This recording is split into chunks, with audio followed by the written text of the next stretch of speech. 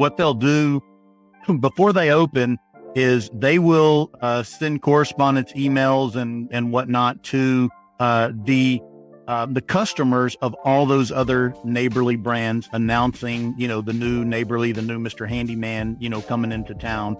It is something that, you don't get with really anyone else, and you certainly don't get going into business on your own.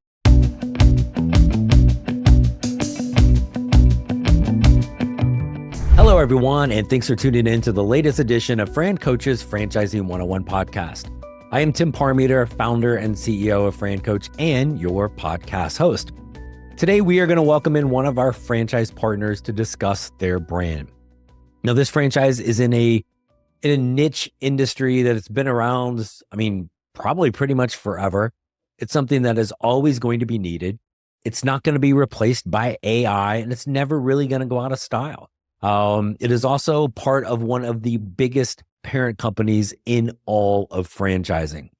That's who we're going to talk about today. But before we do that, quick reminder of who we are. Fran Coach is a national search firm dedicated to working with individuals who are interested in owning a franchise. We're partnered with well over 600 brands spanning more than 70 different industries. Number one goal is to get you properly educated on franchise ownership to determine if this is the path for you. If so, we're going to figure out what's the best one for you to own, and it may just be the one we're going to talk to today. So tune in for that next. All right, and now here on the Franchising 101 podcast, our guest today joining us, our featured brand is called Mr. Handyman. Boy, I wonder what they do.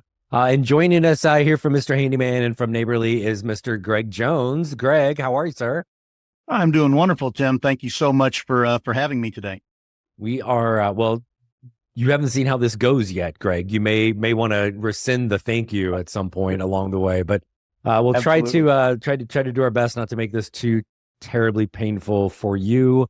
And tons of questions lined up ready for you for Mr. Handyman. But I always, in franchising, this is a people business. I like to get to know the people. And want to kind of hear your story, a little bit about Greg and kind of how you got into this crazy thing that is franchising. Yeah, absolutely. So I'll give you the quick story of Greg. So I've been married for 30 years, have two children. I have a 25-year-old son, 27-year-old daughter. We moved from the Houston area. My background, I was in financial services for my entire career.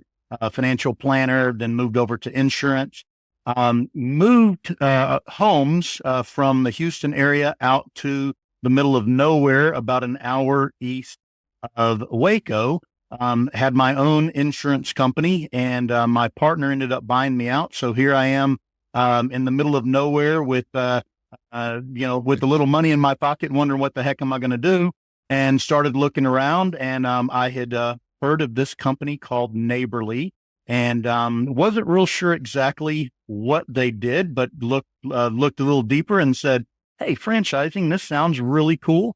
And I guess it was, because that was 7 years ago, and here I am today.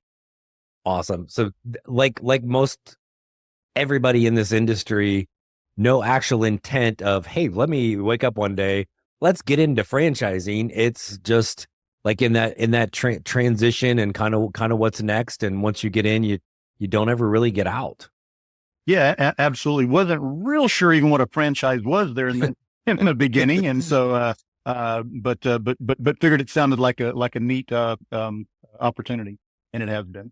Yeah. And so, and you've been with Neighborly for 7 years, and just recently kind of took over everything at Mr. Handyman. And so in franchising, there's certainly the huge people component, but I was also at times like, I don't think we're really all that bright, because the name of the franchises are usually somewhat indicative as to what they do. Probably the case with Mr. Handyman. I'm guessing you're not selling cheeseburgers with that, but talk to us like we are a potential consumer. What are kind of the services that are provided, and who are those customers typically? Yeah, great question. And like you said, the name does hopefully tell a lot. We do those handyman projects, those little honeydews, everything from plumbing and electrical to drywall and frame, you name it. In fact, we boast that we do over 55 different, handyman services in and around the home and small business. In addition to that, Tim, a lot of our owners, as they begin to grow, they start doing bigger projects, things like complete kitchen and bathroom remodels, build deck. I was talking to one of our owners recently that was pouring concrete, doing driveways and sidewalks. So what's really neat about it is there's so many different directions you can go with handyman, beyond just the, changing a light bulb and, putting together furniture. And so I'm guessing for your owners, that's probably freeing from a standpoint of each of the, if you talk to 5 owners, my guess is there's probably 5 different pathways that they've grown their business. Maybe they really focus on maybe smaller residential jobs, maybe a little bit more commercial, maybe some of the bigger things. Is that pretty accurate? Do you see a good range of what they're focused on? Yeah, absolutely. And commercial is we do about 25% across the board commercial. And so some of those guys are really, really deep into commercial, and other ones don't touch it. Whereas some of them stick kind of with the smaller jobs, and other ones get into bigger things and kind of stay in that area. But yeah, you're absolutely right. If you talk to, 5 different owners, you'd probably have 5 different, sort of, mixes as far as what type of business they do. Yeah. And I think it's, Neighborly is, I've heard that. In fact, I have proudly stolen this from Neighborly, talking about home service of enhance, maintain, and repair. Mr. Handyman is one, and I don't know, I honestly don't know which category Neighborly technically feels Mr. Handyman is in, but it kind of can hit a little bit of certainly 2 of those 3. Maybe something's broken and we're going in to kind of fix it. But again, you may be coming in, hey, I just need something way better. So you really can sit in both of those buckets pretty consistently, correct?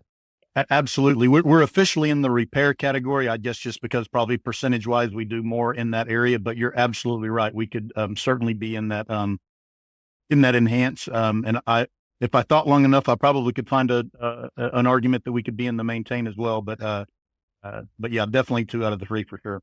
Well, and again, if there was I have been in the past a customer of Mr. Handyman. Where I live now in Arizona, like wherever you thought you lived, that's remote near Waco, it's no comparison to BFE where I am in Arizona.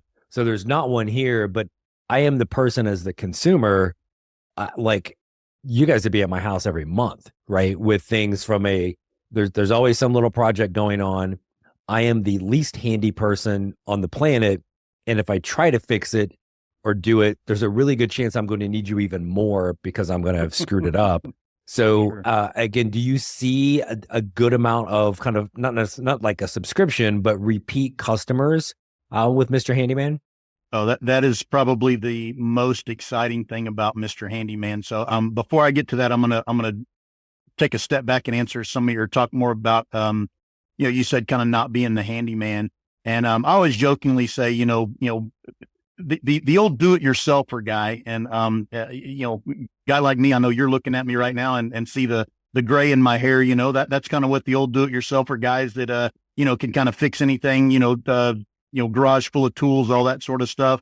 And those guys are getting older, and they're getting to an age to where doesn't make as much sense to get up on that ladder and swing that hammer and operate those power tools. And true story, several months ago, I was cleaning a light fixture up on an 8-foot ladder.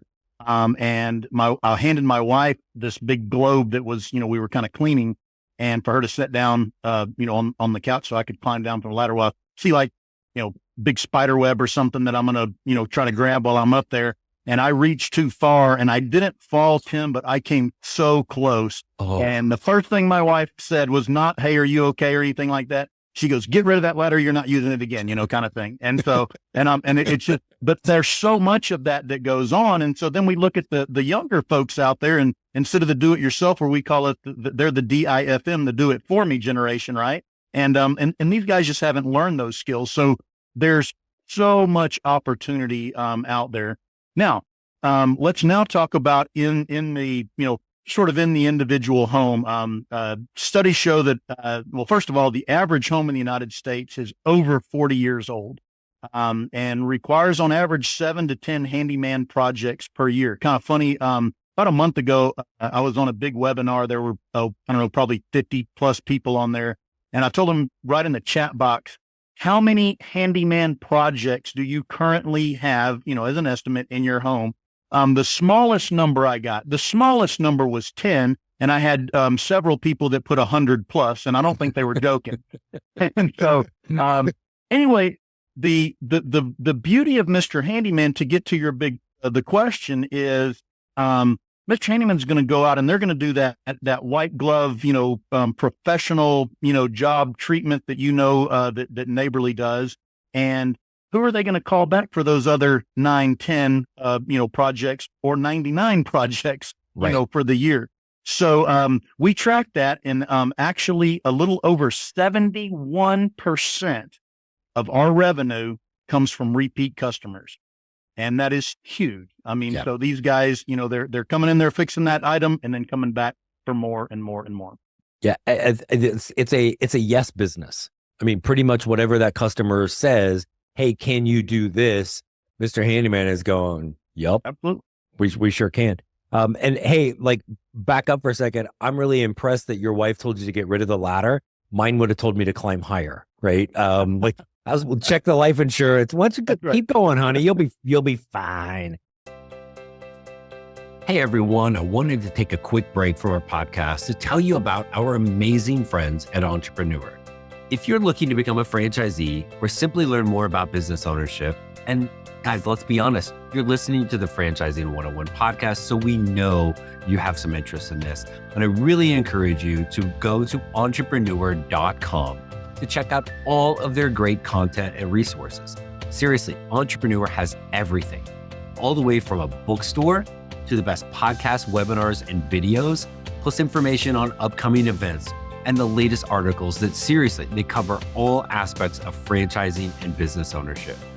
If you're having trouble deciding which franchise is right for you, start with Entrepreneur's renowned Franchise 500 ranking, which highlights the best franchises of 2022. For 45 years and counting now, Entrepreneur has been and continues to be the most widely recognized and respected authority in the franchise market. Digital and print subscriptions are available, so you never miss out on anything. So seriously, what are you waiting for? Go to entrepreneur.com right now and learn more. And you talk about those two generations, right? There's the one that grew up. I'm old enough to be in the do-it-yourselfer, but I'm really the do-it-for-me because somehow that was a skill set that got lost. But then there's the older group, right? The 65 plus, which was always kind of joke, hey, that's a booming demographic, and so many franchises focus on senior care for all of that. But there's things in the home that need to get done from that modification standpoint. So I mean, again, whatever generation somebody is falling into, there's a huge customer base and huge demand. Because I know that some of the modification things is crazy how that has continued to be more and more needed as well, right? Yeah, absolutely, Tim. And we have a certification that many of our owners get that is actually certifies them to do those modifications in seniors' home. And the name of it, unfortunately, escapes me at this moment, but it is something that that all of our owners have access to do, and to keep those that boomer generation, keep them in the home longer. Things like the railings and ramps and all that sort of stuff. And so yes, we do a ton of that, which is as you know, phenomenal area. Yeah. So I think one of the common misconceptions about franchising, regardless of the industry, is people think I have always done this. My corporate job has been in this industry. Therefore, the franchise needs to be in that industry, or that I need to know how to do it. So can you kind of is that accurate with Mr. Handyman? Do you need somebody super handy? Or my 11-year-old is handier than me. Could I own a Mr. Handyman barely knowing how to hold the dang hammer? Absolutely. So it's an executive business model, Tim. We're looking for, I always say, that white collar refugee, all those guys, we're looking for someone that can, grow and lead a team, someone that can follow and execute a marketing plan, and manage the numbers. So we're looking for that CEO type, not the handyman. That's the easy part. We'll hire that out. Yeah. And my guess is, and correct me if I'm wrong on this, somewhere in the Mr. Handyman system, like in most home services, there is an owner or two that really does get out there, really is good at it and enjoys it. If maybe there's somebody hearing that, like, I'm super handy, I like getting out there. Like, do we turn that person away, or is it just the majority of them are more that executive model? Yeah, no, not at all. We're not going to turn those guys down. And of course we do have guys that fit that model. And someone that does know those handyman things and has that skill set. I mean, it is a benefit, but it's certainly not a necessity at all. Yeah. And so if somebody comes in there, they don't have that skill, it's not what they want to do. Walk through maybe some of the things that an owner might be doing on a given day, kind of like, hey, I'm getting up out of bed. I own Mr. Handyman today. What the heck's on my agenda? What am I doing? Yeah, for sure. And, kind of as I said a minute ago, I think, a couple of the big things are going to be, growing and leading and managing that team, so, one thing that I'm going to say is important with any business, and Mr. Handyman's no exception, is we always say you should always be recruiting people, right? Because number one, you want to be able, if you do need to replace someone, and number two, you're going to be growing the business too. So I think that's something that's always going to be part of, maybe not every day, but certainly every week, and managing the team that you do have and continuing to grow that. We have, as you know, a phenomenal marketing department here at Neighborly. You will have, or our owners have assigned to them, a marketing representative that's going to help them with all of the, all of the marketing things. But of course, there's things in the trenches, the day-to-day things that need to be accomplished to put that plan into action. And then, we do a wonderful job with managing, every KPI known to mankind. So, managing the numbers. And the really, wonderful news about all of this is, if someone's not an expert in these areas, we've got coaches that will be with them from day one all the way through their entire, time that they own their Mr. Handyman, that can help them and train them and teach them how to do these things. I want to come back to the staff in particular, and as well as the marketing, because there's a couple of cool things that I know Mr. Handyman and Neighborly will do. But when you look at this from a staff perspective, and the kind of the craftsmen that are out doing the work, are we hiring them? Are they W-2 employees? Do we subcontract 1099 thing? Is there a mix? What does that typically look like? Yep. So in the beginning, we're going to, before you've ever opened up, we call it Sure Start Coordinator, that person that's going to help you launch your business. They're going to help you find who, and notice that's Greg, say, I was going to say louder for the people in the back. Yeah, that's right. Help, not do. Help, not do. Yep. Find, we want you to have two, and they're going to be W-2 handyman to start off with. Now, can we use subcontractor, 1099, all that good stuff? Yes. I'll give you probably one of the best examples would be if there's, and I loved how you said earlier, Tim, you said, we're sort of a yes business. Hey, can you fix this for me? Yes. And maybe we, let's say, just as an example, someone wants their kitchen floor retiled and you have two handymen and neither one of them are any good at tiling. Hey, you know what? Sub it out. Let's not give it away. Let's sub it out. Right. Right. So yes, you can do both. And then I think I'm going to read what your next question is the other part of the, sort of the staffing would be our CSR, customer service representative. That is something that owner could do in the beginning, kind of getting the ball rolling. But that is something that they'll get busy pretty quick, and something that they'll want to hand off. We do have call centers and things like that. for after hours and weekends and all that stuff. So you don't have to, they don't miss calls and all that good stuff. So. And even some online booking things, right? I know can be done as well. But and then I think the other thing for an owner with most home services, but with Mr. Handyman, they need to get their butt out and about, talking to people, networking. Realtors are the best referral sources on the planet. They got a guy for everything, but also even other home service brands. Like, how important is that for an owner to be comfortable doing that? I think it's a big part of it. As I'd say, shaking hands and kissing babies out there in the area, the neighborhoods and whatnot. And as you suggested, networking with other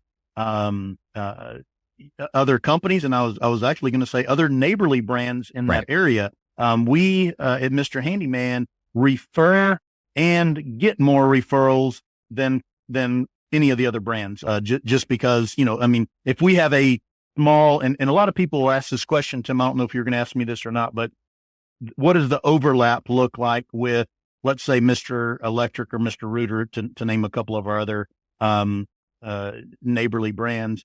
We're going to do those small things, right? If it's if it's a rewire a whole house, we're calling Mr. Electric and having them do that.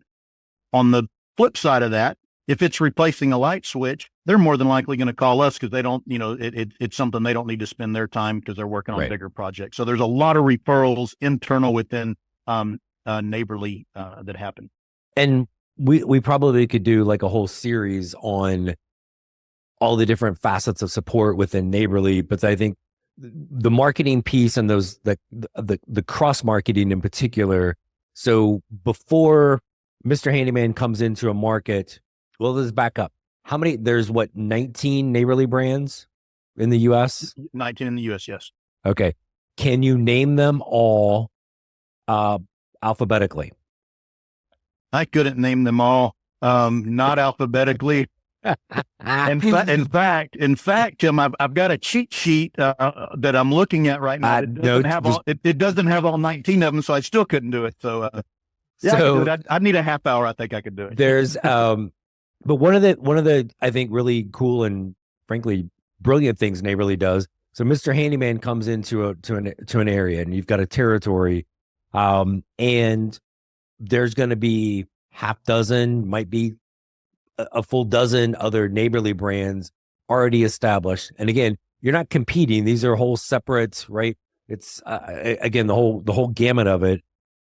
You're doing a lot of marketing to those existing customers for that new Mr. Handyman owner before they're ever open, right? Like, talk a little, because that's fantastic. And I'm guessing really helps those new owners, regardless of the brand, get off to a fast start. Yeah, absolutely. And so that's what they'll do before they open is they will send correspondence, emails, and whatnot to the customers of all those other neighborly brands, announcing the new neighborly, the new Mr. Handyman, coming into town. And so it's just it's something that you don't get with really anyone else. And you certainly don't get going into business on your own, that all of a sudden here's, potentially thousands of potential customers that are already very familiar with Neighborly and the process that they do. So yeah, it's such a big deal. So how often, and before I get to the next question, we had a team call with everybody with Fran Coach few weeks ago, and one of our coaches showed up, and she had a direct mail piece from a neighborly brand, and I'm almost positive it was Molly Maids, and it was just that. It was like, hey, you've used us for, she had been a customer of, and she's like, I think 3 different neighborly brands. Now here was the 4th one, and it was coming in the mail, right? So she's like, hey, Neighborly's not making this up. Look, I really got this thing. So yeah, which basically, and I'm going to call her out because it was Lisa, and I think Lisa was calling you a dirty liar, Greg. And so she was, I'm going to have to talk to Lisa about that. So, but it was kind of cool even for us, like, we're in it, and then to actually experience that was kind of cool. And so how often? Oh, go ahead, Greg. I want to piggyback on one thing before you go on to the next. So several years ago, I was at Sam's Club here in Waco, and there was a gentleman with with AirServe. I'll give him the plug, but he was with AirServe. It was inside the. And I'd like to thank all of our loyal listeners for tuning in today and listening to Greg Jones from Mr. Handyman. We hope that these episodes provide some insight into the amazing possibilities that are out there in the world of franchising. And again, maybe Mr. Handyman is for you, regardless of which one is for you, or maybe we don't even know for sure. That's what our team at Fran Coach is here to do. Again, properly educate you to determine if you should own one, and if so, which. FranCoach.net. Everything Franchising 101 podcast is all our team at Fran Coach. Reach out to us. There's never any fee for our service. We're here to help you create your better tomorrow. Next week, we have another one of podcasts coming out, In Their Words, one of our clients that has now turned into a franchise owner. Always love those stories. And don't forget, you want to watch some good TV on Friday nights, or at least decent TV on Friday night. The Franchising 360 show, myself co-hosted with my significantly better half, Danielle Wright. We're going to talk all things franchising every Friday, 8 Eastern, 5 Pacific. And also have a couple announcements here. Fran Coach, we've got some exciting changes going on with our team that we're going to be sharing here over the next few weeks as well. But until next week, when we come back here with Franchising 101 podcast, thanks for tuning in. We'll see you next week.